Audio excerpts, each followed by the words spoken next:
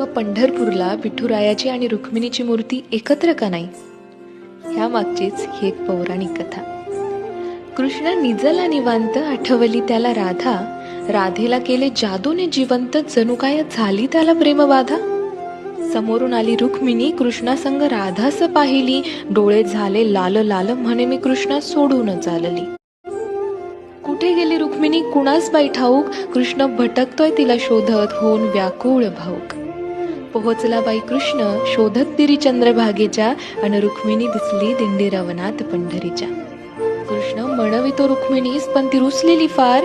म्हणतो कसा, अगं रुक्मिणी कसा करू मी तुझ्या विना वैकुंठाचा संसार. रुक्मिणी नाराज, त्यातच कृष्णास आठवे भक्त एक थोर. नाव त्याचे पुंडलिक, लय गुणाचं ते पोर. पुंडलिकाच्या घरी आली कृष्णाची ग बाई स्वारी. पुंडलिक करीतो आई बापाची सेवा, ठेवून उभा विटेवर